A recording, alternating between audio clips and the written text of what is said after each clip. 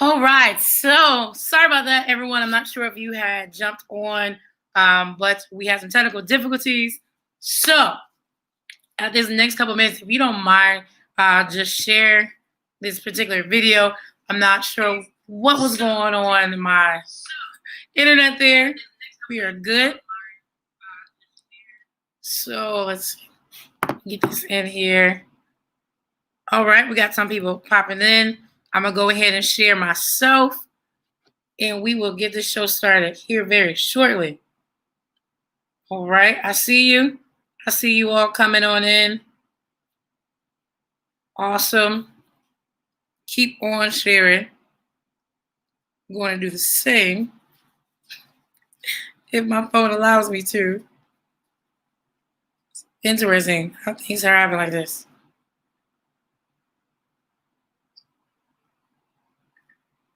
All right.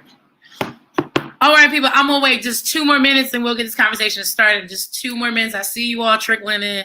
Honestly, I'm gonna wait 2 minutes. I got a timer here, so we're gonna wait 2 exactly minutes and get this conversation started.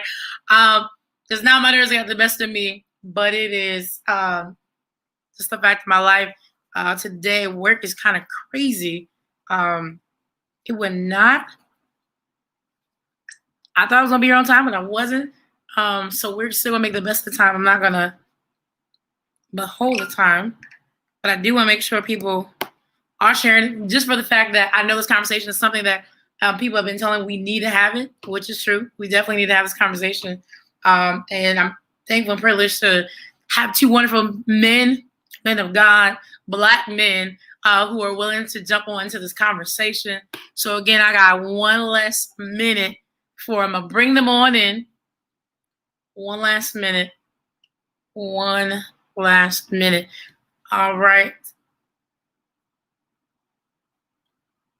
For those who are coming in, let us know where you at, where you watching from. If you're Ohio bred like the rest of us, or I know JP has love from all over across the country because of his Adidas love. And then I know Pastor Johnson is just, people know him all over as well. So let us know as you come on in. Let us know where you're from. All right. That minute is almost up. I see you guys are here. So in 15 seconds, I'm bringing both my special guests in, and we're going to get this conversation here started. I'm here in Toledo, Ohio. Thank you, Queen Cookie. Queen Cookie, yes. She's actually going to be on with us this weekend. Anybody else? Who else is here? There's 21 people. Let me know where you're from. Illyria, Armor Quest, thank you for your support. You were with me last, was it 2-3 months ago? All right. So I promise, and I'm going to do exactly what I said, and that is to bring in my guests. So we're going to bring them in just as that. Hey. How y'all feeling, guys? Awesome. Let's go. Let's get it. I feel like we need some Zapp and Rogers, some Troutman playing right now. Listen, I got another computer up, so I'm trying to get it all running, man. I'm so sorry. Listen, we need some music on this show. Michael, right. I don't know about you, man. I feel it. Listen, you got a computer. You got some music for me, some intro. I ain't got that. I'm trying to get another one up. You got some, JP? Oh man, let me see what I can find real quick. Hold on. Don't test me. Don't test me. No problem. We got Cincinnati that's already in. I know last time Cincinnati in here. Because of Nasty Natty, they didn't like. We go with it. We used to. We go with it. All right, we got Michigan. Oh. Hey, as long as you don't get Ohio, stand up, man. Come on, man. More bounce to the ounce. And also, this actual show tonight is actually not being broadcasted just on Facebook. It's actually going to be on YouTube as well. So it's a live recording for those people who don't like Facebook, or if you want to come back and rewatch it, you can watch it on the Kana Co page on YouTube as well. So for YouTube purposes, we do not own the rights to this music. That is correct.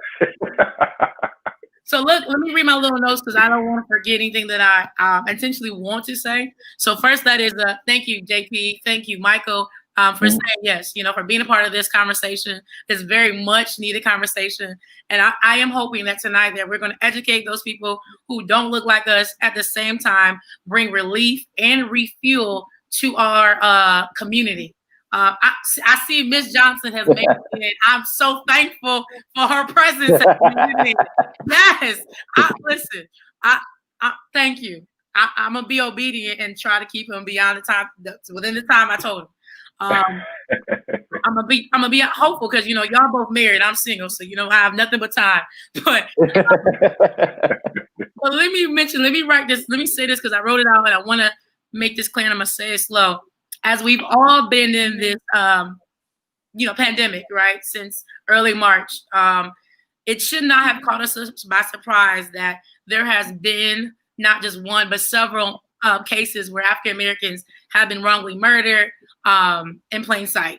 And so tonight, I just want to address the feelings that we have experienced from decades of racism and the police brutality and how it's affecting us and the generation that's coming after us. And so for those who may not know exactly who are these individuals, I'm going to give them a time right now to actually share with us exactly who makes up Michael Johnson, and then I'm gonna shoot it to you, JP. All right.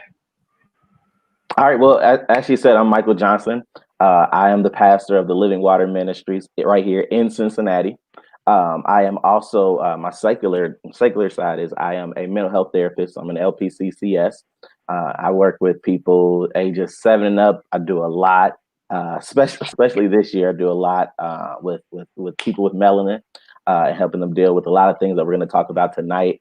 But of course, I work with everybody all over the spectrum. I do family stuff, couples, kids, teens, you name it. And of course, I do a lot of Christian counseling too when they want it. All right, JP, let us know.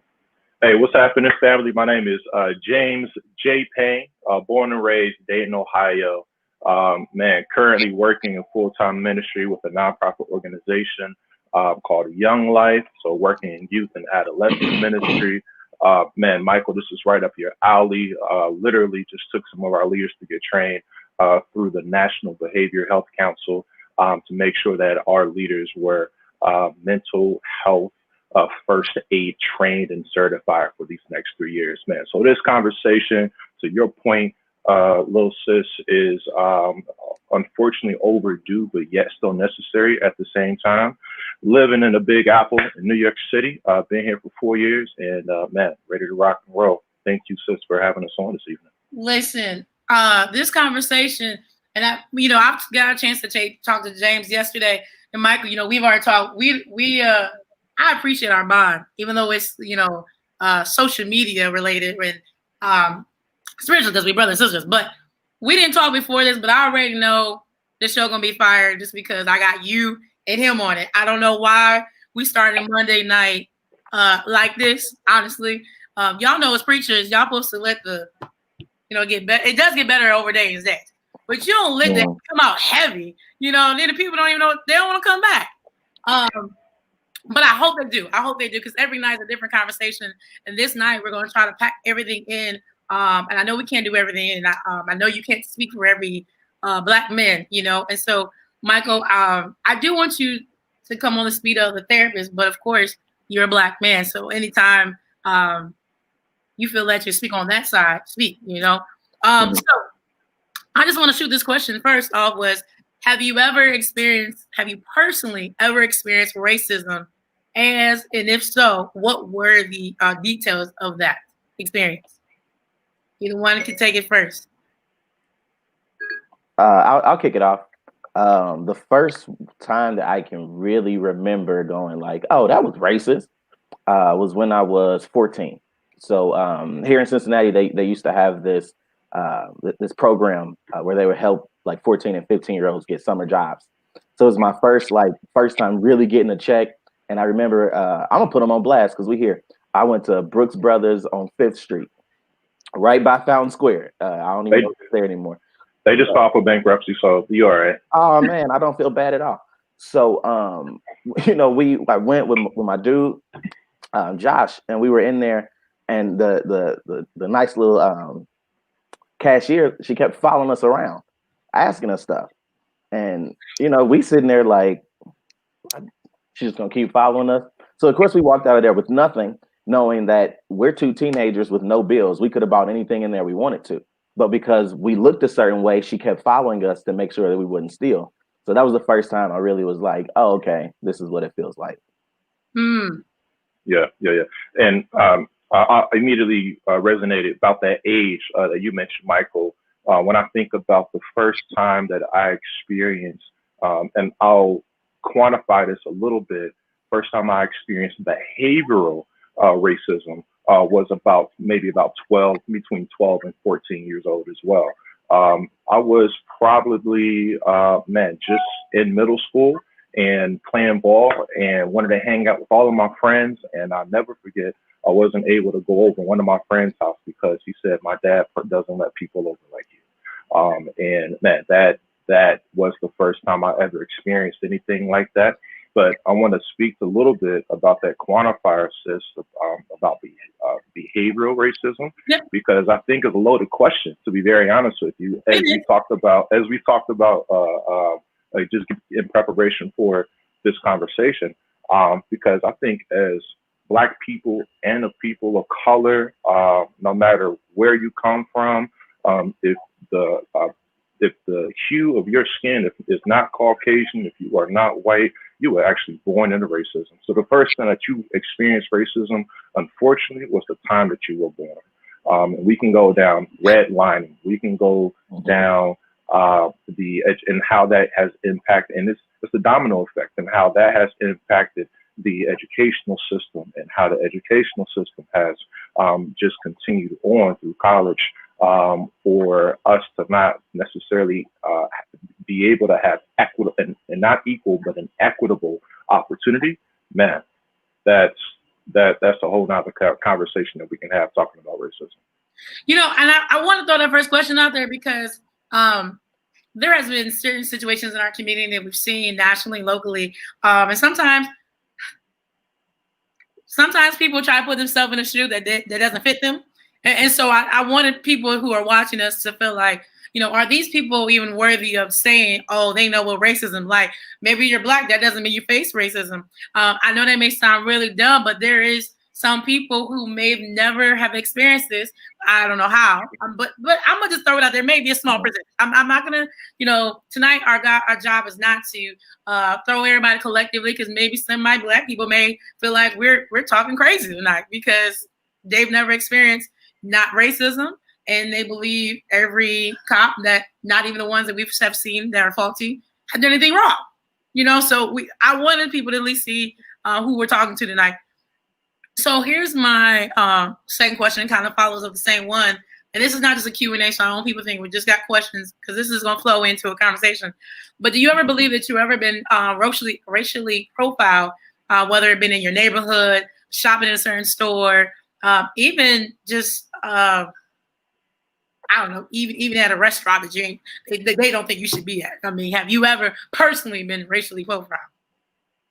Man, absolutely. And we can go from the simple and everyday, from out to eat with my wife, or then fiance, all the way to, perhaps being looked over for a promotion opportunity because of the color of my skin. So absolutely, I think that, I've both experienced that behaviorally, and also, just because we have not had the opportunity from an equitable experience to be able to have that same opportunity at the table, because we're not in the good old boys club. Man, absolutely, there's no question about it. Personally, I've definitely had experienced that for myself. Absolutely. I would say probably the most jarring experience is when I think I was around 20, and there was 4 of us, and we were in Clifton, which is the neighborhood where the University of Cincinnati is. So there's a lot of people. It's always jumping. It's parties all the time. So it's nothing to see, people walking down the street at 1, 2, 3, 4 in the morning. So I think we were coming from a friend's, like, going away, little get together. And it's 4 of us, black dudes, walking down the street around 2 a.m. And we get, stopped by plainclothes, hop the curb, jump out, tell us stop, tell us we fit the description. And, we sitting there. You all, if you've never seen me in person, man, I know this, but I'm 5'4". One guy is about 6'3", 250. Another one's 6'2", 170. Another one's like 5'9", $190. What description do we fit? Like, what group looks like this? It's impossible. So I remember having to literally like almost yell at my friend to get him to shut up so that we can make it home. This is 2007 probably. Having to say, like, bro, like, no, chill. I know, but like almost ready to go snatch him up myself just so that they don't shoot us. So yeah, know exactly what that's like and how embarrassing that is and how violating it feels. Yeah. And this is not on my script, or anything to say, but the reason why I'm so excited about tonight, and this is just still the beginning, is the fact that we don't see this, not the conversation piece, but we don't see Black men enough speaking about their true feelings. Later on, I got some questions that are asking about that. The reason why I'm excited is because we as women, I told JP this yesterday, we always say that could have been my Black baby, and that could have been my dad and my brother. But the reality is that could have been you. I actually do have a question, and it says, as Black men, how has seeing these graphic images and videos like made you feel, but at the same time, how has it affected your mental health? Like watching these videos, or do you even watch them? I mean, I'm gonna be honest. I didn't watch George Floyd, the entirety of the video. I did not watch it, and I didn't watch any of it until like a month later. I'm gonna be really honest. Like, it does something to me. So I want to know, for you Black men, how has that affect your, your mental state, seeing these graphic videos? Do you watch them? It's kind of like a 2-in-1 question. Anyone can go first. I despise them. They're traumatizing. And there's this kind of back and forth. I think that everybody has to figure out for themselves, because we want to be educated and we want to know what's going on. And although the list is ridiculously long, we want to know as many names on those lists as possible to remember that these are people, right? And we need to teach our children about this the same way we were taught about Emmett Till. Our children need to know about Trayvon. So, we have to a degree, but I will never be able to shake, seeing George Floyd, 8 minutes and 46 seconds. I'll never be able to shake that. My wife has never watched it, and I've told her multiple times, don't watch it. There's some videos that I know I can't. I remember, my wife and I watched 13th. We finished it. It's an amazing documentary. If you've never seen it, it's probably the first thing that made me fall in love with Ava DuVernay. We finished it, and I remember sitting on the tub just crying, running the bath for my kids, and I just looked at my wife and said, "How can I raise my son in this? Like, how am I supposed to?" And I get that type of feeling every single time I watch a video, because my son will be 5 this Thursday. So I not only have to think about me, but I have to train him in this. And that's just half of it. I have a daughter who's 7. I got to teach her all of this, plus how to be safe as a woman, right? Like all of this is what goes down every single time we watch a video. So I will never forget, what Philando's fiance sounded like in the passenger seat. I'll never forget that. I'll never forget the baby in the back seat. I'll never forget watching Sam DuBose get murdered. Like right here. I'll never forget that. So it is terrible. And I've definitely talked to my therapist about it. We had a session back in June where she literally asked me, "How are you dealing with being a Black man?" That's real. Yeah. We don't answer those questions. We don't. I'm sorry, and I don't want to stereotype every woman. JP, I'm gonna get back to you. But we as women, it is somewhere down the note somewhere. This says, we describe you being strong, the protector. You ain't supposed to feel any feelings. We know that's not true, but that's why tonight I'm hoping to give you guys space to speak and let us be informed and let us really know how it feels right now in society. We ain't talking about it as much. We ain't really posting like we was. We ain't resharing like Breonna Taylor, but that's what we will get there. She didn't get much love. And it's not about comparison about she didn't get the love, quote unquote, but she didn't. I'm gonna just call it spade with spade. She didn't get the recognition that George Floyd did, and her situation was, prior to, I believe. Absolutely. So we just there is a difference, even so. But my thing is, reality is, I do want to give men a chance to tell us how they feel. So, JP, shoot, what are your? Can I say something real quick before you go? I just want to clarify something. So not only am I teaching my daughter, my wife and I are going to teach her how to be safe. We're also teaching our son how to not be a perpetrator, how to not be an offender, how to be respectful, how to be a man. So I just want to make it clear that we're not just teaching our daughter how to be safe. We're teaching our son how to make sure that other people's daughters are safe too. Oh, you actually slide in one of my other questions, but I'm gonna come back to that. Nah, man. I'll be very honest. This, as the kids say, man, this just hit different, right? I even had a conversation with my old boss, still brother to this day, who may or may not be watching. What's up, D? You know who you are. And like we had a conversation about a week after the death of the murder of George Floyd, and we both just lamented together. And like it just hits different. I think John Lewis put it perfectly in his letter that he wrote to the New York Times that he requested to be published on his funeral.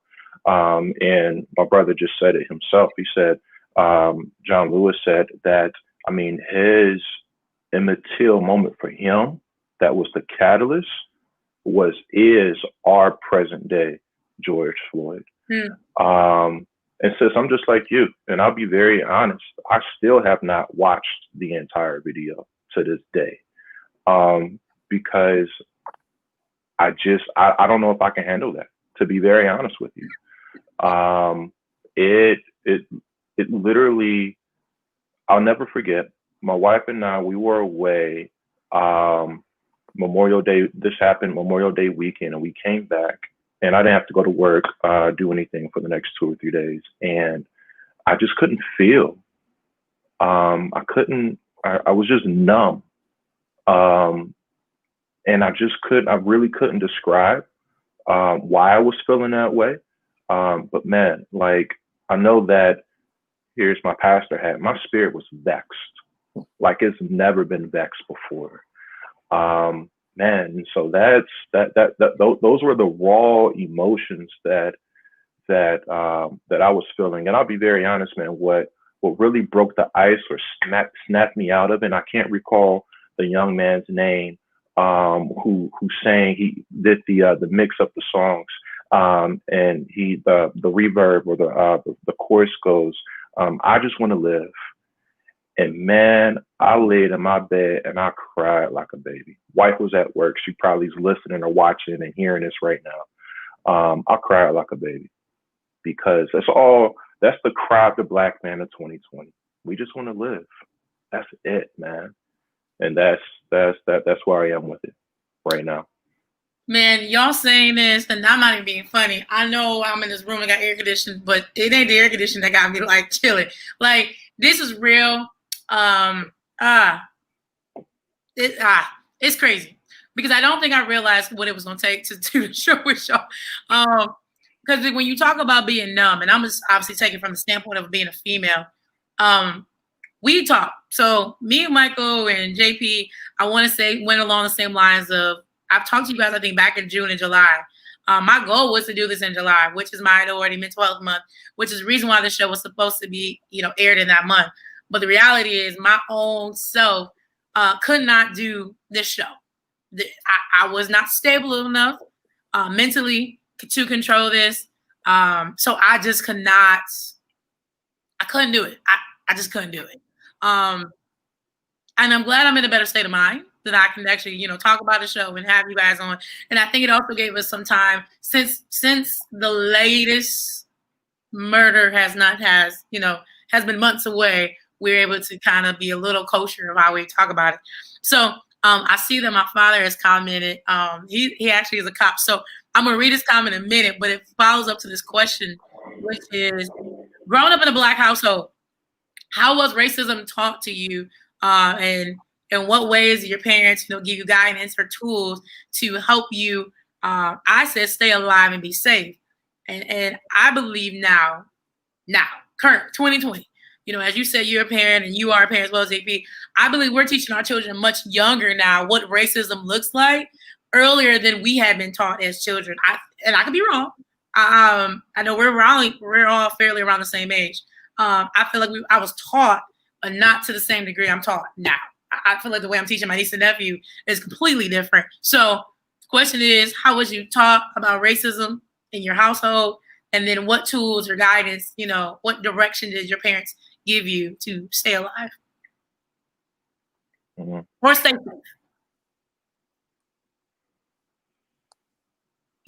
Either one. Well, no, I mean, I think that's a phenomenal question, right? And I mean, growing up, I mean, there are these things that are taught, and there are these things that are caught, right? Like I'll never forget my father teaching me how to drive. And then there was 2 lessons, right? There was learning how to drive, and it was learning how to be pulled over by the police, right? And so like that's the first memory that comes up. But then also there are things that were caught as well. I mean, I graduated high school 2004. What's up, Trotwood Rams? Trotwood, Ohio, middle of nowhere. But even with all of that being said, I mean, Trotwood, Ohio, and speaking of, right, so I mean, my firstborn, Dayton Public Schools, Trotwood, my alma mater, in my community where my parents still live, talking about predominantly Black. And in addition to that, I think the second from the bottom, in schools being ranked by the Ohio DOE. And so the major minority is in, the minority is the majority in this public school system. And so I realized that for me, in Kiki, we grew up, right, together, both wise beyond our years. And I realized that in order for me to get this real world experience, it doesn't look like us each and every single day. Mm-hmm. And so, I mean, going to a vocational high school, vocational center is how I realized I had to get that experience, because I knew that I didn't want to just preach in a Black church. I didn't want to just lead in a Black church, but I wanted to be this corporate preacher, if that makes any sense whatsoever. But growing up, it was both taught by my father, still a great man, still alive to this day, but also is caught what racism is. Again, when we were in high school, we were never able to articulate racism outside of behaviorally. Man, I wish, and I think Kiki, you're absolutely correct. This is something that there are literally books for toddlers now. And Michael, you may know this. There are literally books for toddlers now that are able to teach on racism and help parents teach on racism. I just have Sesame Street, right? Yeah. So and so it's a whole new world out there. And then not only do I have a young son that's getting ready to go to middle school, but also, man, this hits a little bit differently. And Michael, you can probably speak a little bit to this about, what your experience is, not only as you were growing up, but also as a father. My wife and I, we're expecting our first together on November 5th. And like this, I think that adds to the element. We were talking about these layers earlier, how multifaceted this is hitting the Black man, not just emotionally, but also spiritually as well. And I believe the two are intertwined. But yeah, so man, how was this hitting for you as a pastor, as a licensed therapist, as a father? I'll work backwards. And in my roles, man, it's extremely difficult, because before I was all of those things, I was Black. I've been Black since I was a zygote, right? Like I've been blackity black, and blackity black. So in every role I'm in, that's what I bring to the table. So it's been really hard. Actually, I had to take some time off of work, back in early June, because I was like, I've cried for 17 straight days. Wow. Like I need a break. This is too much, and I can't. I'm trying to help people process it, right? Because I have, a fair amount of Black clients. I got allies who are struggling, so it was just, trying to help. And then I got, I'm very, very fortunate that I pastor a lot of people who understand social justice, who are committed to social justice. So I don't get any pushback when I talk about Breonna Taylor. I don't get any pushback, when I talk about Ahmaud Arbery. They feel it, right? It's protesting with people from our church. So pastoring has been easier, and even having ally member, right? Like that really helps. I remember texting one guy from our church, like, you have no clue. I'm gonna be real. You have no clue how much you have helped me to not just be so angry and start just hating people. Like, you have been super, super helpful. Because I know the enemy was trying to do that, and I know there was so much division that was trying to seep into us. So that's been hard, but we've been managing difficult situations since we all been born. So that wasn't too bad. As a parent, when you talk about starting younger, absolutely. I think so. Especially if we're talking about microaggressions. I think we're definitely starting, to help with those. Stephanie Cook is watching. She got my daughter a birthday gift when she was probably like 3 or 4. And the book is all about loving your hair. Oh. It's the kid's book. It's all about loving your hair. And I've made sure we read that to my daughter. She's read it herself now. So things like that are things, my sisters never would have gotten, right? Like, they were getting perms. My daughter doesn't have a choice. Daddy's making her be natural until she can pay for it herself, right? So yeah, we're starting a whole lot earlier. And in terms of what my parents taught, my dad wasn't really a vocal parent, right? He will teach you through example. He's not really the type that's going to sit you down and say a whole bunch of stuff. But my mom, I can't even tell you when it began. I remember growing up hearing things like, life is harder for you because you're a Black man. You're going to have to work twice as hard, sometimes even more. You're going to be hated. You're going to have to deal with some stuff like just dealing with being Black. I an early age, and even some things that I'll leave off of here because I don't want my mom to be misunderstood. But if you can read between the lines, there are some things that we have been taught, that goes back to being raised by slaves. So there's a lot of kind of, mistrust that's been passed on from generation to generation, and some things that she taught me that I'm grateful for her intention, but I've had to reject it. But I know she was trying to teach me. Listen, I mean, there are traditions of trash and there are traditions of treasure, right? Yes, sir. And I think some of those things, to your point, man, my dad, he dropped me off at American Baptist College in Nashville, Tennessee, and he said, "Son, chew the meat and spit out the bones," right? And I think that's the same thing that we have to do, even today, as adults in this new age of fake news, in this new age of, media spin and a spin game on both and all networks are incredibly, just mesmerizing. But yeah, absolutely. I think not only do we have to do that, me too, Michael, from my mama and grandmama, and big mama, even to that extent. But also, man, just what we consume as well. And then also, Kiki, I think we may get to this as well, but I think somebody mentioned in the comments, like, they're still angry, right? Like, they've been through all of those emotions, and they've been so angry.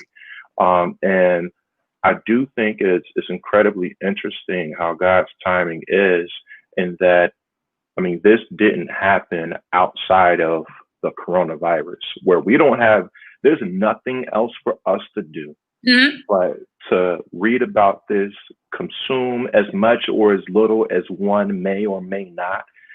And I don't know, just as mental health professionals and as licensed therapists, like, speak to that a little bit. Like, how do we move from, how do we process properly, right? And not just dwelling and just sitting in that anger, but how do we move from there? I like you moderating my show now. We right listen. You're good. But We all in here. Let's go. Yeah. No, you're good. He asked it, why not answer it? And this is the flow of the show. So I'm just playing with you. You're my brothers. But Michael, help us out. Help us understand, because that really is one of my questions: is how do we help people? Not just, I mean, I'm a little sexist tonight. I am talking about men. Sorry, I got y'all. But it is for all of us. Help us if you can dissect it for all of us and then men. Yeah, I think we do have to answer it separately, and it is our fault as men because we have, for generations embraced this horrible mindset that we can only experience a few emotions. So, we're comfortable with expressing anger. So the reason we have to answer this question kind of globally and then more particularly is because it's our fault. Like we're learning how to express emotions. So, for instance, it'll be hard pressed for anybody to find a video anytime this week where you're gonna have two black men admitting they cried on camera, right? Like that's why you have to answer it this way. So for all of us, it sucks, and that's not just to say something blanket and easy. It is difficult. It is hard. One thing that is harder for us than previous generations is we have had to see these things, from other people. So that is just a different dynamic that we are trying to adjust to. We watch, a lot of us saw a man, kneel on another man for 8 minutes and 46 seconds. That's traumatizing. Like we're not okay. So we have to admit that this is rigged. This is, it's fixed. And one of the most frustrating parts about this is not the people who are overtly racist. We're used to them. Those are the easy folks. Confederate flags make it real easy. We're talking about, people who say they love you because I'll come from a Christian perspective, who say they love you and worship the same God you do, yet deny your experience every single day. As if I'm sorry, rewind. Go for it. Rewind for the people in the back. Rewind. You can't worship the God that you said died for me, and you're okay with me being treated this way. You cannot preach Matthew 25 to me and then not care about, because even the least of people is Jesus's. So that's what you do to Jesus. So that is it's infuriating. It pisses us off, right? Like it has angered us to our core. And the thing is, anger is what we call a secondary emotion. You rarely have something happen, then you have a thought about it, then you feel angry. A lot of times something happens, you have thoughts about it, and then you feel disappointed. You feel unheard. You feel neglected. You feel rejected. You feel confused. And when those emotions aren't resolved, then it boils over to anger. So a lot of times that's why we struggle with saying why we're angry, because there's so many other emotions involved in it. So we have to be able to, one, have a safe space where we can talk about being angry. Have to be able to do that. We also have to be able to move past that anger conversation and then say, but what am I feeling? Right? Like I know I'm angry, but what is it about this that's angering me? What's scary about this? What's frustrating about this? What is it for you in particular that's really bothering you? And shameless plug, the best place to do that is therapy. I'm a therapist. I got an individual therapist. My wife and I have a couples therapist. Like we have our safe spaces, and we need that. We absolutely need that. You need a space to say, I understand all this. I understand history. I can run it back to Jamestown. I get the connections, and I still feel angry and I don't know what to do with it. First of all, it's okay. The Bible says, be angry and sin not. It's not a sin to feel angry. It is a sin when you act out of that anger rather than relying on your faith. That's the sinful part. It's okay for us to feel angry. Men, it's okay for us to feel angry. And ladies, it's okay to feel angry. It is okay. And then what we have to do about it is talk about it. We need those safe places. We need these conversations. We need to say, you know what, I was struggling. And then have somebody else say, yeah, me too. Like, because then it's not like I'm weak. It's not like I'm soft. This is ridiculous. This is ridiculous. We are still dealing with the things that our ancestors and have dealt with for generations. Why are we still dealing with this? We get to have that conversation, and we get to hold our allies accountable. And I do believe that helps with anger as well. Oh, I'll just say, connect with allies, because they will help you understand that there are plenty of white people who get it, who are not okay with it, who are fighting with us, who hate seeing people that look like us go through that, who recognize their privilege and are working to kill that privilege. Being connected to them, I'm trying, Steph. Being connected to them is super helpful. You know what? So let me pause, because that wasn't on my so-called written notes, because there's some things I just don't want to forget. But you brought us there. So there may be somebody watching, because even though all the people are chatting right now, or they look like us, you know, they're chocolate skin, what have you. But there may be some people that's watching. I know I have friends, coworkers who were telling me they really want to watch the show in particular. So let's encourage those who maybe watch, who don't look like us. How can they start this conversation with us of wanting to be an ally? And I say that because we sometimes, and then I'm not saying this because we're Christians. I feel like sometimes Christians, some of us, we're very gentle how we receive that approach of a question. And then some of us, we take Jesus off and we just go all in like, what do you mean what you gotta do? What, like if somebody's asking you, I can't tell you the whole details of conversation that I just had recently because it's kind of crazy, but I just had an officer legit ask me what she can do to help when it comes with Black Lives Matters and her role being an officer. Like she asked me that, and I told her, looking at her, you know, somebody would say, "Oh, you're white," you know, because she's very fair skinned, but she wasn't. She was a minority. She said Hispanic, right? But the point of where I'm getting at is she's an officer asking me, a Black woman, what can she do to like not bring so much division among it? How can she see that side of you? What can she do? That was her question. And so my question for you guys is, what is something that's acceptable of somebody who doesn't look like you to want to know what they can do to help you? Yeah, I mean, I'll hop in there. In New York City, right? One of the epicenters not only of the pandemic, but also the epicenter of where the riots and marches and everything were going on as well. And I'll answer this from both perspectives, actually, Kiki. So not only for our white brothers and sisters that may not look like us, but also for people of color, including our African American brothers and sisters as well. And I think the first thing that we need to do is like get uncomfortable. If you are still comfortable in this climate that we're living in, can I just keep it a buck? Then something is wrong.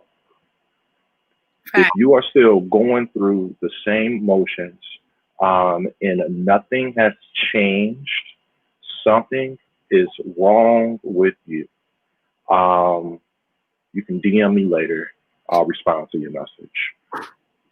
But for our white brothers and sisters specifically, I say that because in order to have a conversation on race is going to be uncomfortable.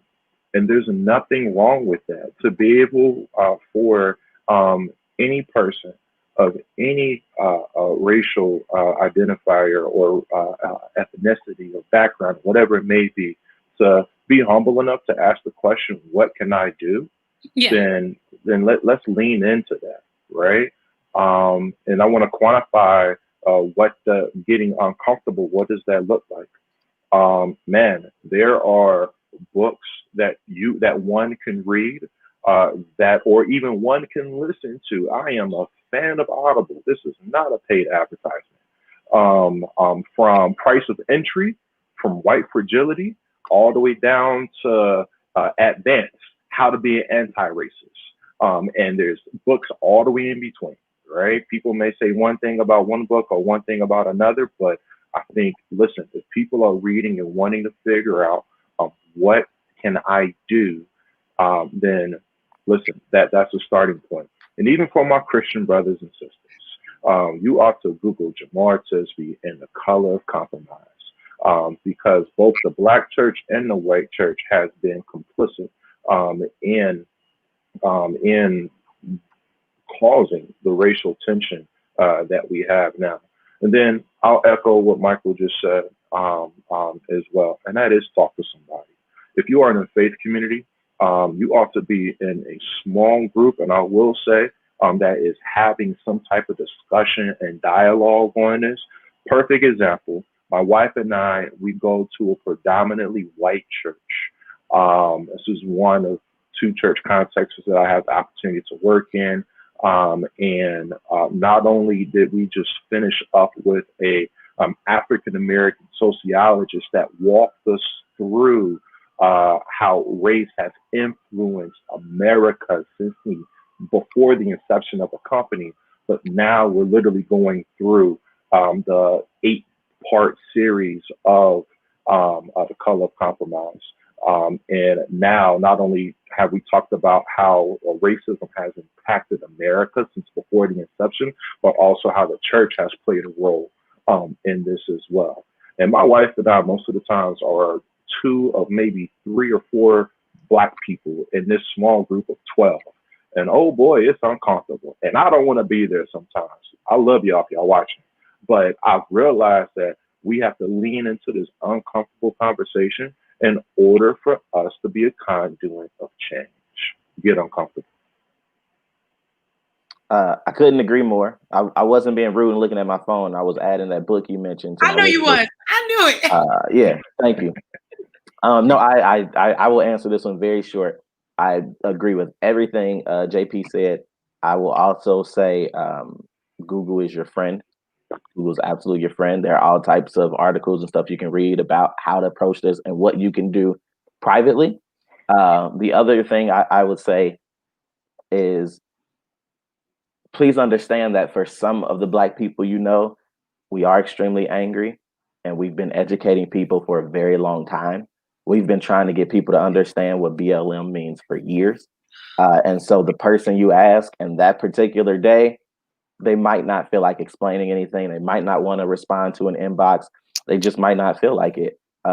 You don't know how many conversations they've had to have since May alone. And I can tell you most days I'm there where I don't really want to educate. I don't really want to teach. A lot of these things are very basic. And it's a lot of willful ignorance to maintain some of these beliefs. And so when we're dealing with this on a regular basis, sometimes it's hard to have those conversations because we are exhausted. And we are trying to find that balance of you can't learn unless you're taught, but also it's not my job to teach you because you didn't teach me this. We had to learn this on our own. You're able to do that too. So we're constantly going back and forth between that. And I'm not saying it's right, but I am saying that there's an exhaustion that comes with that, and asking that, you try your best to understand it. And while we're here, I just want to kind of give my 2 cents about something he said. You are nice, brother. You are nice. He said you can DM him and he will reply. I won't. So don't DM me. I absolutely will not. If you disagree with anything that I say, we can Paul and Barnabas this real easily. So I love you. I promise I do, but I ain't got time. Ain't got the time. Where we at? He got it. But listen, that's a I mean, besides file 13, there's that delete button is real. My delete game is strong. Block game is strong too.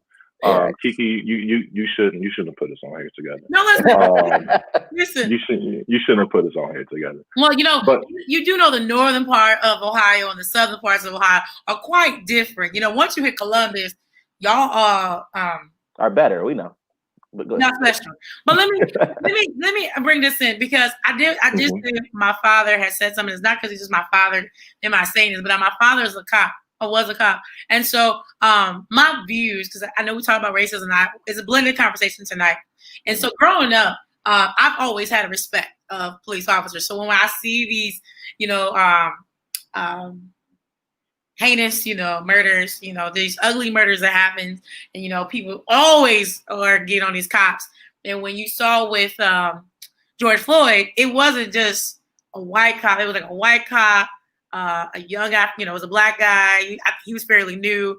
I think there was a Chinese or Asian descent. Mm-hmm. So there was a variety of people who were there watching it, putting in display.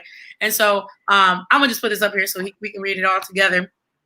He said there's a small minority of bad cops that treat people the way they're not supposed to. And most cops generally care about doing right by the community. Is it fair to treat all cops the same? George Floyd was a travesty and never should have ever happened. And I know some people may not like this, see that comment because it's like, hey, he's a cop. But growing up, I didn't just have my father as a cop, but I actually knew Black women. My cousin actually, and here this little small called Lyria, is a very known, was a very known Black cop. And he's got much respect. So I have respect. So when I see it, it's like I'm upset because I get it. They're not the majority. But when you look at history, this history that we haven't also seen yet, right? Because right now, your children, and whenever I have children, this would be their history, right? But there's a lot of stuff we didn't see in the books. There's a lot of stuff that ain't been on Snapchat and Twitter and Facebook Live and IG Live that we know has took place within the Black community and the cops. This is not something new today. So the question was, I don't want to rant. It was, is it fair to treat all cops the same? I'm going to say, of course, no. Here come a butt. Here come a butt. Here come a butt. But it's Pops, we love you, man. We love you. No, but I'm gonna do this. I'm gonna just say like this. I was once in the military, right? If one person in the military does something wrong, guess what everybody say? The military, right? They don't say sergeant, airman, seaman. They say the military. I didn't want to go there. I don't know why this is popping up. The young lady who just got killed, a couple months ago, and we don't know the details of the story. People are looking at the Army, the whole. So why are we looking at the cops? Because it's looking at the whole. It's sad to say, we all been on teams, one for all for one. Sorry, but that's our reality, is it not? Am I wrong? I wasn't trying to talk that much to y'all tonight. It was for y'all. But am I wrong in my feelings that when I see a cop, I'm sorry? Dad, I love you. And I love all other cops that I know are good. Yeah, okay. It's a good thing. I really don't care about getting in trouble. So I will say this, and this is not just like qualifiers. I mean this from the bottom of my heart. I first and foremost, I mean no disrespect at all to your father, and I really hope, sir, that you don't take this with any disrespect. Secondly, I have a profound respect for people who are first responders. Any first responder has something that I don't have, and I can acknowledge that and understand that I can't do that job. Totally get it.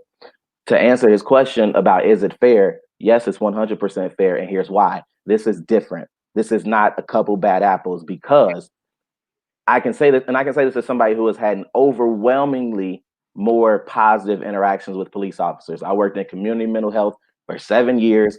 I have seen police officers do amazing jobs with people with schizophrenia, bipolar. So I've seen cops be amazing. But here's why it's fair to treat it. Because of those small numbers of cops, when they do something, the majority of cops cover it. They don't say anything. They keep that code and they act like nothing's wrong. So the reason why I'm going to treat you like them is because you cover for them. The reason I'm going to treat you like them is because you all have a fraternity where you think it's okay to not say anything unless there's an obvious murder like George Floyd. I don't care about a police chief condemning that. That's easy. That is easy. That was so easy that conservatives said nothing until the riot started. They couldn't even say anything about George Floyd's death because it was so obvious. So I don't want to hear a police chief, you have something to say about it now. Tell me about Breonna Taylor. Tell me about how messed up that no-knock warrant is. And tell me about how you all enforce a racist criminal justice system that targets people who don't have money and have brown skin. You are enforcing that. You're enforcing racist laws. You are okay with that. So no, I'm not going to automatically assume that you're one of the good guys. I'm trying to make it home. Did that help Alton Sterling? No. Did that help Philando Castile? No. And to be completely transparent, there are some police shootings I've seen on camera where I'm like, that was justified. There are some situations when I was like, nope, that cop was too easy. You should have shot him 2 minutes ago. But then when we see stuff like, a man simply opens his door because you just banged on it in the middle of the night without, he didn't hear it, and he answers the door with his gun, which is something I would absolutely 100% do. That's how I open my door that late at night. And when he's trying to put it down, he gets killed. And he's white.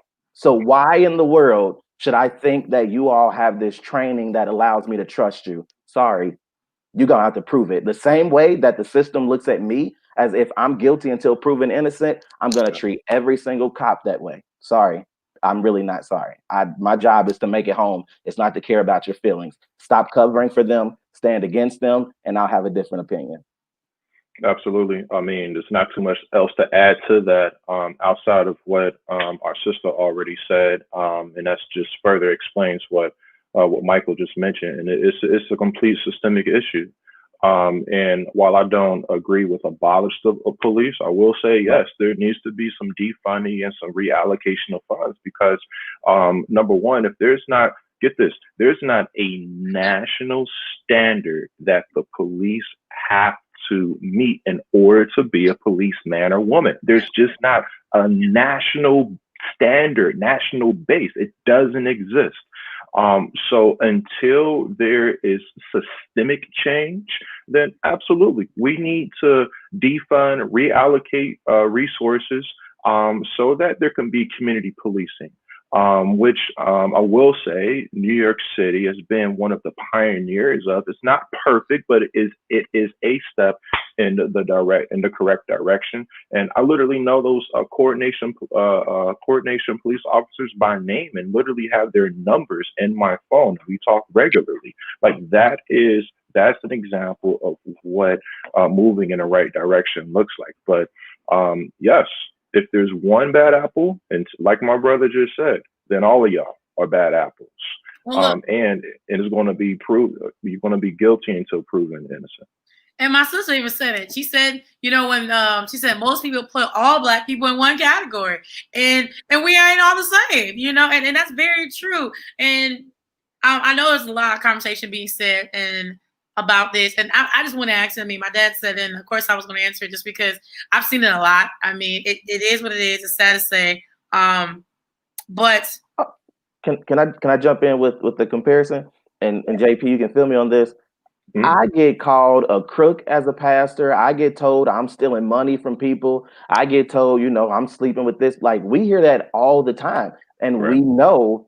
I can't get mad at people for thinking that because you've seen so many terrible examples. Absolutely. The majority of pastors I know are far from stealing anything. They're bending over backwards and taking money. Most of us, especially planners, have taken money out of our pockets to pay for things. I've paid the Duke bill myself. So this is years ago. We're blessed now. But, we know what that's like. I understand that I have a job that a lot of people mistrust because people have abused their power. I don't get angry about it. I don't rant about it. I just show people something different.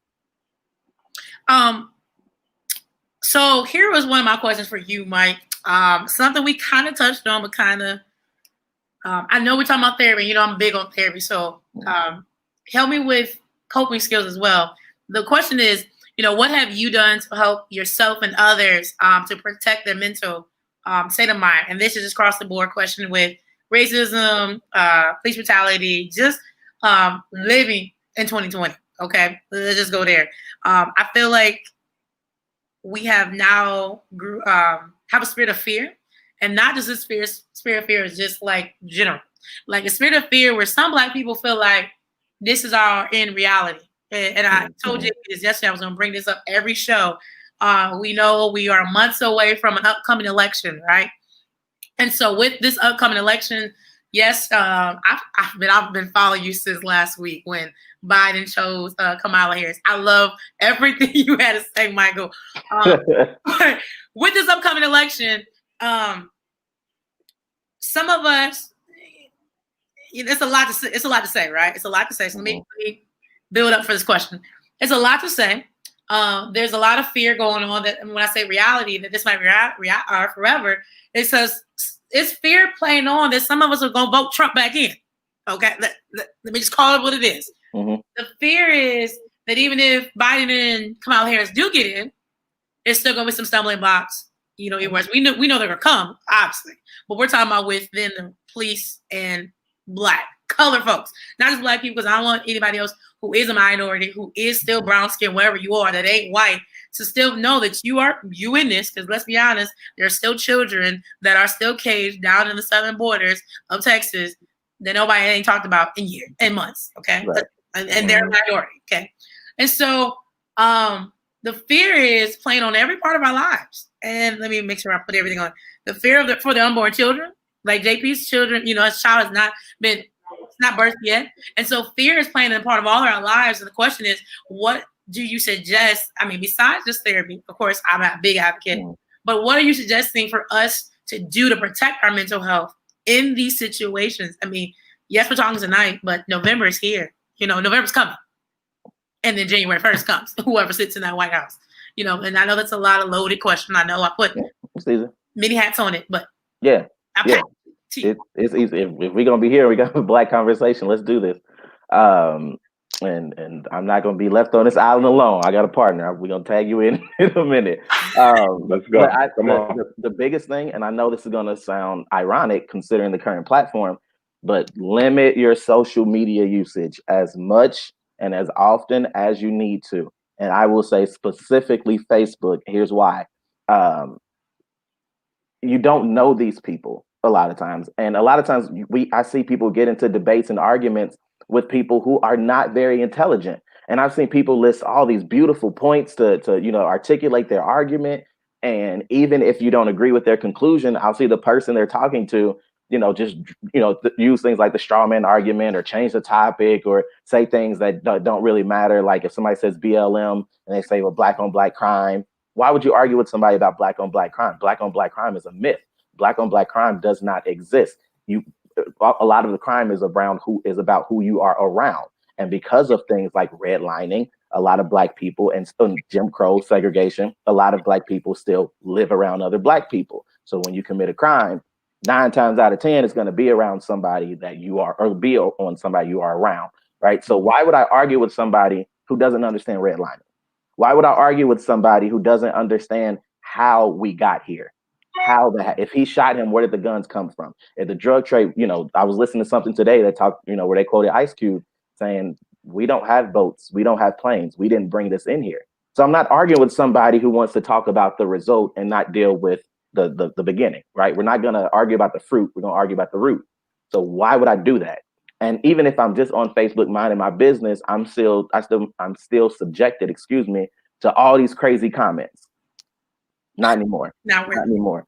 Unfriend, block, do what you need to do. I don't care how much you love them. If a relationship cannot handle a social media disconnection, it's a weak relationship. You don't know a whole lot about it. Disconnect with them. My father is an avid Trump supporter. His reasons are ridiculous. We can discuss them offline. It's all about some misinterpretations of scripture. However, we just don't argue. We don't discuss politics anymore. He knows who I'm voting for. I know who he's voting for. And we keep it just like that. We don't need to discuss it because I've learned the conversation is not going to go anywhere. Time is too precious. And I don't care how bad 2020 is. God has given us a year in which we can accomplish a lot of things and grow and be blessed. Come on. I don't have time to argue with somebody. So the biggest thing that I think people can do to grow is to limit social media, to cope with all of this, to not get so much fear, limit social media. That way you're not watching every video. You're not constantly being flooded with crazy things, because between now and definitely November, or also January, it's going to be annoying. It's going to be annoying, right? I'll say this last piece, and then Jay, you can take it away. When I saw so many people going in on Kamala, feel how you want to feel about her politically, but it's too late, right? Like he already picked her. There's nothing you can do about it. We can say that you felt that there were people more qualified. Too late, right? All we can do is hold her accountable. So why are we arguing about what happened in California? What is she talking about now, right? Why are we arguing as if we have another choice? We don't. So stop, stay out of the arguments if they're hurting you. Now, if you're somebody who feeds off that energy, more power to you. Oh, but for those of us who see that stuff and then post about how tired of it we are, just take it off your phone. You'll live. Facts. Just unplug, right? Yeah, watch it on YouTube. Seriously. Yeah. Yeah. I mean, and so self-care, right? Kiki, like how in the midst of all of this that's going on, how do we take care of ourselves? And I'll be very honest. I'll share with the viewers and our team here. Like I'm unplugging next week, and I think this is very important for us to do on a regular basis. This is just not a once in a lifetime thing. Like, and this isn't. I'm not about to hop on a plane and go to Cabo, go to Los Cabos or anything of that nature. Yo, I'm unplugging. My wife, she gonna be all right. If it's an emergency, she can call 911. And if it's that bad, I can hop back on the plane. And she's 29 weeks pregnant. But I realized that I need to unplug. I need to get away by myself and to listen, to pray. I hate journaling, but I'm gonna journal. I'm going to be in DC. If anybody in DC hit me up, I'm going to march and pay my respects. And I'm going to just get away and just be by myself and enjoy Alexandria and the DMV area all by my lonesome. And so if we're not able to take care of ourselves, right? If there's anything that I learned out of mental health first aid is self-care, especially as a practitioner. And if you're not able to take care of yourself, and let me put some handles on this thing, because taking care of yourself is not sleeping in until 12 o'clock in the afternoon. Taking care of yourself is not just buying yourself those shoes that I want to get, because those Yeezys do look great, but I'm not about to support Kanye right now because he needs prayer, not my money. What's his cash app? Right. And taking care of yourself is not just going out to eat or not just sitting in front of the TV, but how can you feel your soul? How can you feel your spirit? Can I be honest, right? Since we all the way out there as a big 6'5", 200 and too many pounds black man, I do yoga because I know that mindfulness and being able to center myself has probably been the most energizing thing for me throughout this entire pandemic. And if it had not been for the pandemic, I probably would have never discovered it. So I'm so done. But listen, brothers and sisters, man, take care of yourself. Pour back into yourself. Audible, read a book. Not just watch a movie for the sake of watching the movie, but we talked about 13. We talked about man, I mean, so many awesome documentaries about the plight and the experience and soldier of the African American experience in America. Like, so many things that you can do to feel you so, and not just veg out. Now, I haven't asked all night for anybody to ask a question, but if there is any question, I don't want to feel like, man, she just talked and she didn't give us a chance to talk or ask a question. I know some people just did and went in, but feel free if there's any questions that you have. Here's an opportunity to ask those questions to either one or just give it to myself personally. Trying to think where I was going with it. We've been all over the page with my notes, so I'm like, geez, Louise. All right, so Michael, I don't want people to feel like I haven't talked much about mental health piece on this, because I feel like we have touched on it quite a bit. What would be, I don't know, best to say to somebody right now who still ain't heard nothing that we said about the fact that social media is not something we should be doing all the time.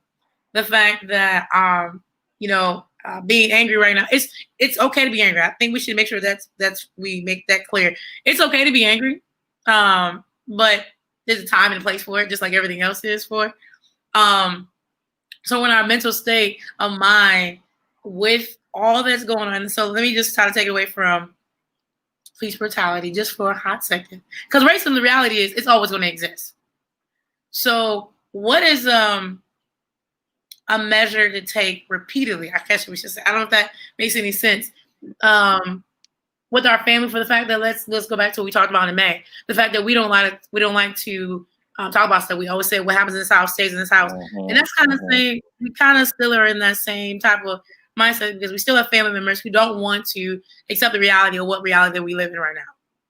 So it's like, what measures do we take? Not just for now, because we in this pandemic, right? So and I'm dealing with this racism and police brutality, but next couple of months, it may seem like it dies down, but then it goes back up. People need what is consistent things, consistent, because what you're saying is true. I get we're talking about self-care. I don't want people to think I'm being dumb about it. I get we're talking about self-care. I get it. I get we're talking about plugging away, but some people might need like like guidelines, like for real. When this is all done and it's over with, what else? Because the reality is that we still black and we always gonna face racism. I'm sorry to say that, but it is what it is. I feel like until God comes back and come get us himself, we're always going to be dealing with someone not liking us. But chocolate is such a nice flavor. It look good. I mean, what? We ain't got a tan. We just go whatever alpha look good with us. We ain't gotta look like no. I'm too. Please stop because that's not right. That's not right. That's not right. That's not right. That's not right. That's not right. Oh, somebody feels right. Yeah, come save me. Yeah. Well, first I want to say, racism is going to be here, and I don't want people to hear that and feel terrified, because racism in and of itself really isn't the problem. It is, the power, right? The government and the system having racist parts, right? The systemic racism, that's the issue. My, neighbors, they don't bother me, right? Like if you don't put your hands on me, you don't have any power over my life, not like me all you want to. So I just want to clarify, like that's what we're targeting, right? We know racism is still here, but there's a reason why we're fighting. When you have to be around those people, we'll say do two things. One, have as many conversations as you can that are helpful and not too burdensome or too frustrating or infuriating for you. Learn what your limits are, learn what you can handle. A good example is my dad and I can't discuss stop and frisk anymore. We've had the conversation. We've talked about it. We talked about it in 2016. We haven't talked about it in 2016 because it brings me to my second point. Know your boundaries. Set those boundaries and say, I'm willing to have these types of conversations with these people up until this point. This is where it's worth my energy, right? I'm going to find a way to take a text. The Bible talks about, not casting your pearls onto swine. Why are you wasting your time and your energy and your efforts and your wisdom on people who do not want to listen? There's a difference between somebody who doesn't understand and somebody who won't understand. And a lot of these conversations are people who won't because they refuse to, because it clashes too much with how they want to see the world. So you have to identify that. Somebody talked about, having the Holy Spirit and discerning. Yeah. Let the Holy Ghost save you. Sometimes we need the Holy Ghost to tell us what to say, and sometimes we need him to tell us to shut up and stop talking, and let it go, right? Because I know when we get out of COVID and we got our celebrations or we got our social distancing celebrations, I don't necessarily get to disconnect with you because you don't get Black Lives Matter. I can unfriend you on Facebook. That doesn't mean I can disconnect from you in real life. So, there are people that we still love and we care. My dad actually just called me about 20 minutes ago to call him back when this is over. That's my dad. Somebody say something bad about him, we fight, right? And I know that we disagree politically. Find what those limits are, live in those limits, be okay with those limits, readjust those limits as you need to, right? And you'll see where self-care flows right into that. Because when you start to really struggle with handling some of this stuff and you are angry, every conversation with you is angry, you probably aren't the best person to be breaking down stuff for people right now. So maybe in this season, that's not you. You leave that for your cousins. You know what? So I can't leave y'all without this. We talked about our faith, right? But I didn't ask this question. And so JP, get ready, because you just said you wouldn't be JP, but you up, Reverend, and so is Michael. This question is just how has a church, and you talked about church earlier, but you just talked about the book. But in your personal view, how has a church helped or not helped in this current time with what's going on with COVID, racism, police brutality? Like, how has their voices been echoed or not echoed in the sense of moving us forward? I got another part 2 question to that. But where has the church been at? Because some people may ask, Where are they? Where have they been? Yes, we know Christians have been marching, but where has the church truly been in the heart of all this conversation? Yeah, and it's been really cool to see how the church and multiple traditions have been really stepping up to the plate and addressing, and again, not trying to answer all the questions, but at least being a place where dialogue can happen, and also being a place where needs can be met as well. I'll speak for the congregation where my wife and I belong.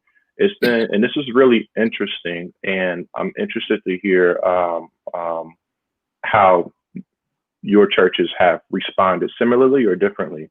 As I mentioned, the church I go to is a predominantly white, non-denominational church. Even though I'm Baptist born and Baptist bred, and I'll be Baptist dead. But the white church has been. This has been a place where I've seen community happen, and I experienced community. And again, as I already explained this is a place where the church has literally set up the stage for conversation to occur on race, reconciliation, and trying to grapple with the question. Again, there are no answers just yet, but trying to grapple with the question, like, what can we do? And so they're at least having a conversation on that as well. Now, I also work with African American churches as well. I work with one of the churches is actually one of the only African American churches in Manhattan, and both churches have provided funds available for essential responders and everything of that nature. But I'll be very honest, I have not seen the African American church do exactly what we're talking about on this show, to be able to create a space where brothers and sisters in the congregation, through Bible study or through small group format, be able to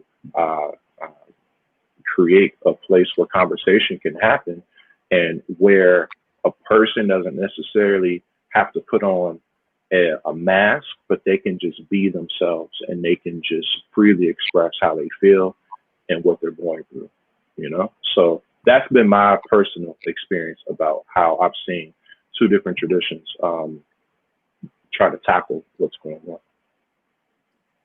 on. I'll answer the question, but not really answer the question.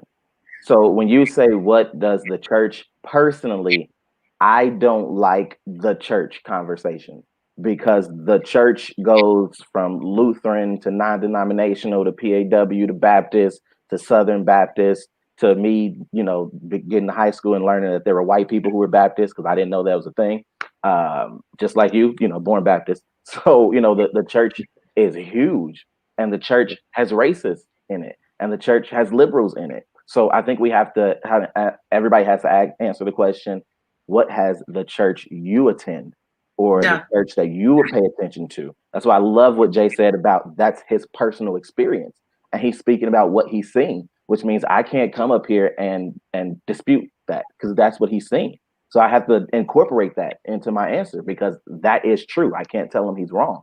What I can say is I don't think it's fair to make a blanket statement about, how the church is responding, because go ask Pastor Tim Finley in Louisville how the church is responding, because he's been arrested during protests, because he's gotten death threats, because they have racist white people threatening to be outside their church with ARs. So tell him, when he's on the front line, march after march after march, or Devon Franklin and Megan Good, who are constantly talking. Our church, we moved service up 2.5 hours so that anybody who wanted to, my wife and myself included, could go protest on a Sunday. And there were over 4,000 people there. So, we move. We have been doing things. We have been working. We've been talking about it. I can't think of any length of time I've gone without, talking about social justice. Our church is predominantly Black. We have one white member. What's up, Mike, if he's watching? And he's one of the most vocal people you will find about social justice. That's what he rides on. I mean, his girlfriend has a she has a doctorate, and she It's PhD, and her dissertation was on Kendrick Lamar, right? Like that's this is what we do. We're embodying this. We're living this. We are creating opportunities. Some churches are denying it, right? I'll be honest with you. It's been harder to be a Christian over the past 3 months than it's been harder to be anything, because having to look at other people who believe what I believe and then say wild stuff and then call me all types of names because I'm standing up for the truth. I felt like Paul when he said, "Have I now become your enemy because I told you the truth?" Right? So the church has been all over the place. So I don't think the criticisms are necessarily wrong. We just probably have to be more specific in our critique and criticism to make sure that we are not offending people like Pastor Jamal Bryant, who is working tirelessly, right? And we have so many white pastors.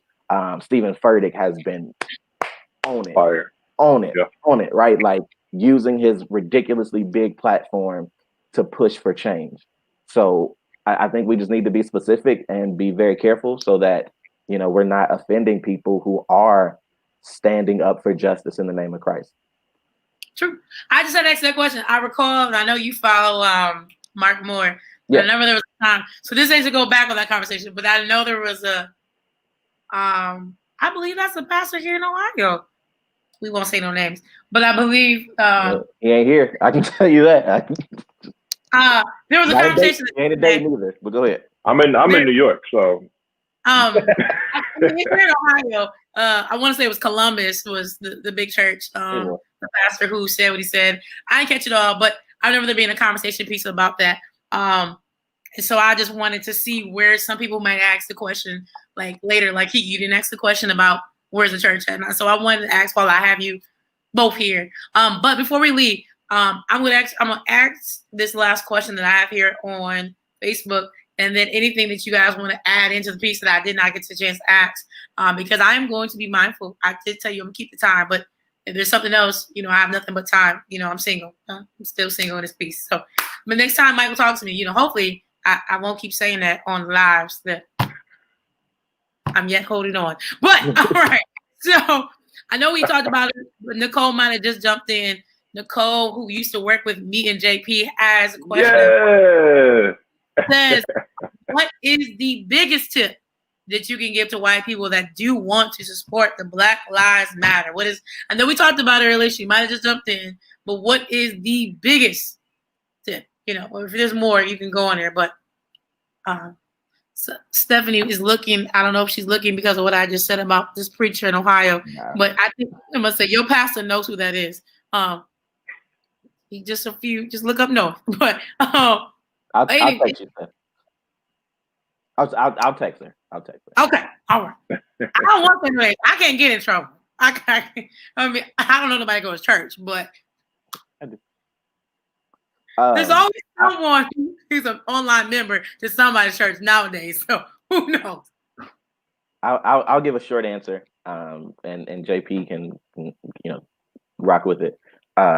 Take it from there. It went out of my head that fast. I know, crazy. It never happens. I'm sorry. No, you good. You good. We gonna bounce back and forth. Hold up.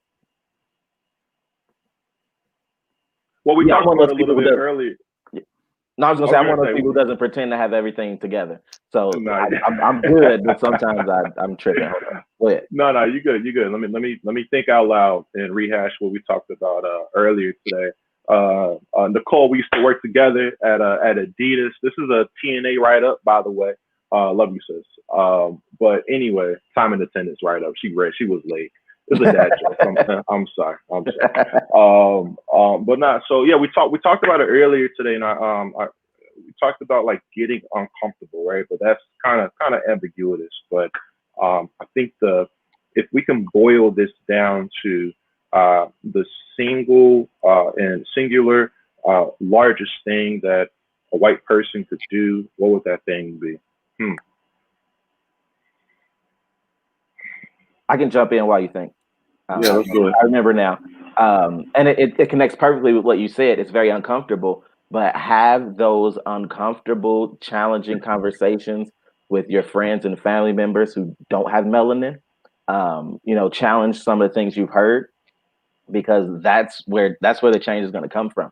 The change is not oppression is not, removed and overcome by the minority. The majority have to be involved and they have to start making changes. So, you have to be able to talk to people who are not going to watch this, who are not going to listen to us, but have a shot at listening to you. And I know that that's a big ask, and I know that it's a frustrating ask, but I think it's one of the biggest things that our allies can do. You know what? I'm so glad you mentioned this, because I've been following, and this is a free advertisement for him for the number of people that are on here. But there's this guy that is on Instagram. I believe we used to work in the same organization, the nonprofit. His name is Curtis Chesney.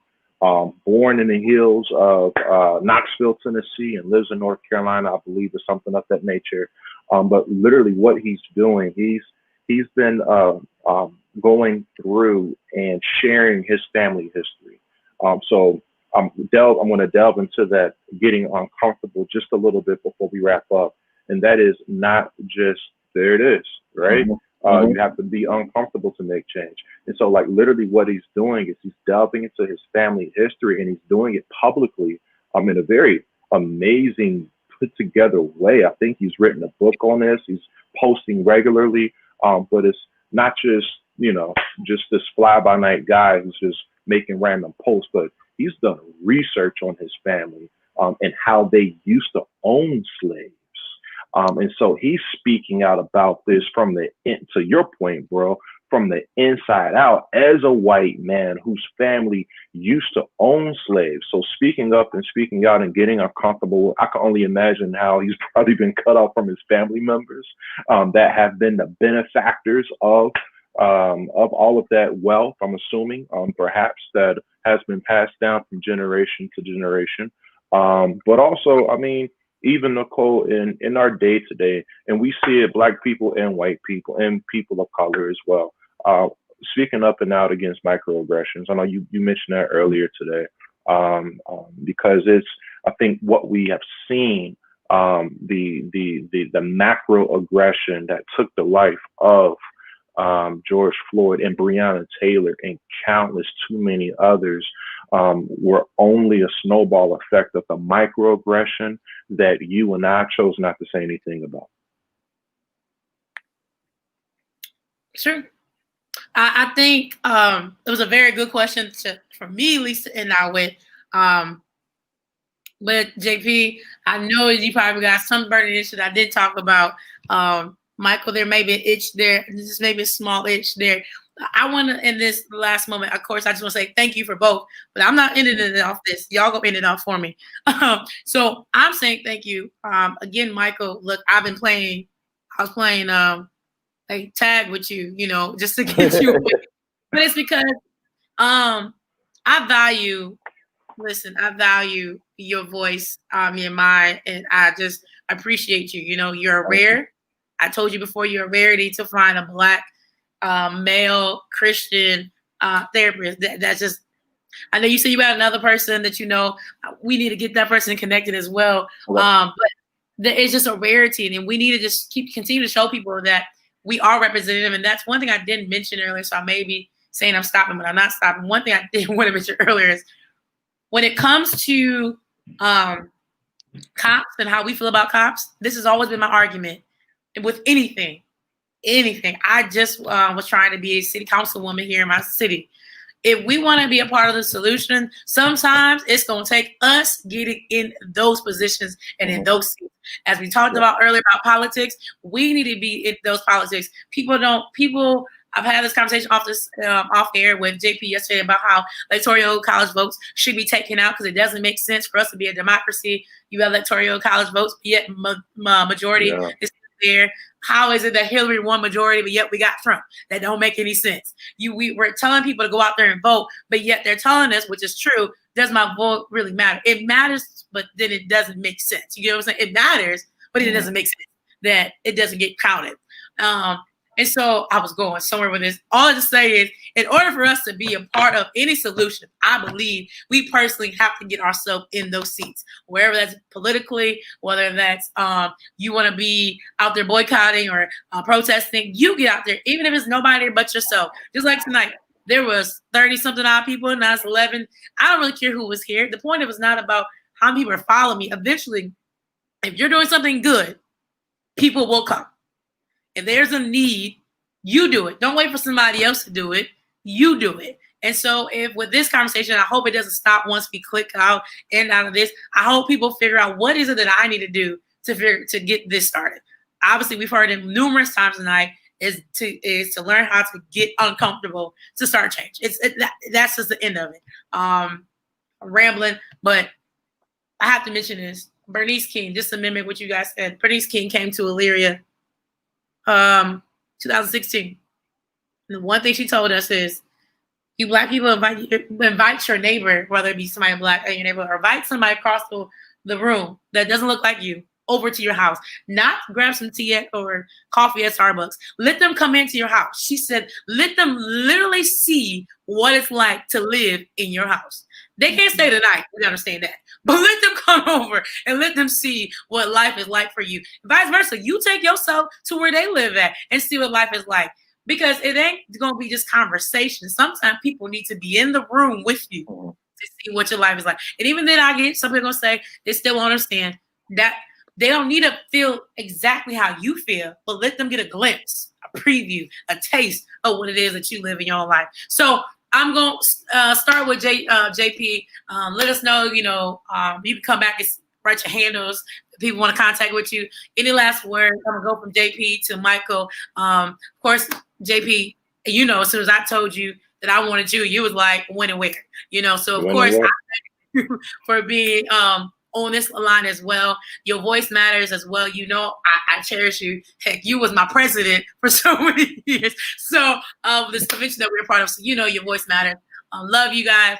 JP, Michael, and we out. That's how we're going to end. No, I think just a beautiful bow on everything that you just mentioned, and that you just quoted from Bernice King when she came to Elyria.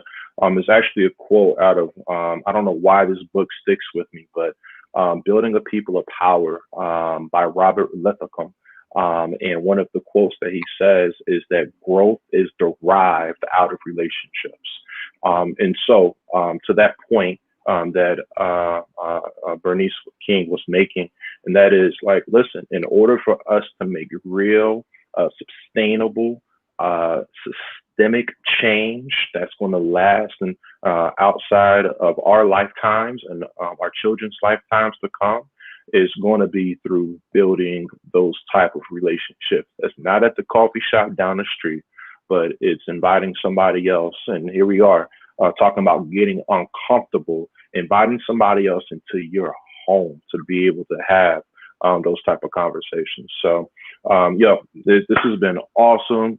Kiki, my sister from another mister. You can follow me on all of my handles is J Michael Payne, all one word, on Instagram, Twitter, LinkedIn, Facebook.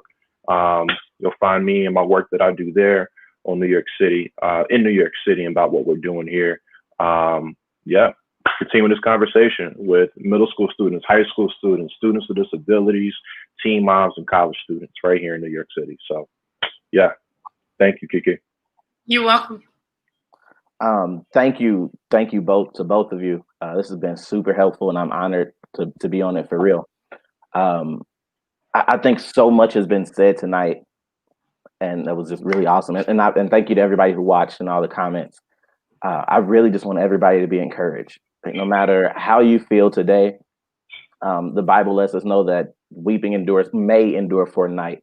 Joy comes in the morning. The suffering of this present time is not worth being compared to the glory that's going to be revealed. Sometimes life is uncomfortable, but I'm churchy, so I end it like this. I'm sure Calvary wasn't comfortable for Jesus either, but look what came out of it. I know this is uncomfortable. I know this isn't easy, but I believe God when he said all things work together for good for those of us who love him and are called according to his purpose. So this isn't the easiest time, but this can absolutely be an amazing time. I think we're seeing a lot of change, a lot of growth, and I expect testimonies to come out of this.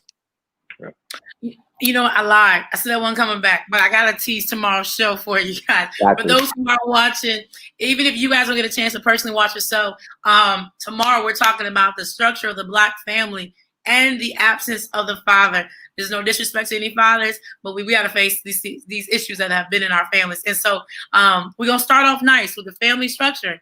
And I feel like this is going to build into how we can get to the absence of the father. You don't want to miss the show for anybody that's watching. I got, again, two men. I'm loving Jesus because he allowed me to get connected with men. Okay, unashamed, unapologetic. You got some single men. You got some single men coming on here for you. What's going on? No, they married too. So I got two black men, and I got my sister from childhood, Ashley. She's gonna come on now. Their stories about fathers and restoring and absence of fathers is completely different. Yes, you heard me talk about my father earlier. I had a question. I'll be chiming in about my dysfunctional relationship with my father as well tomorrow.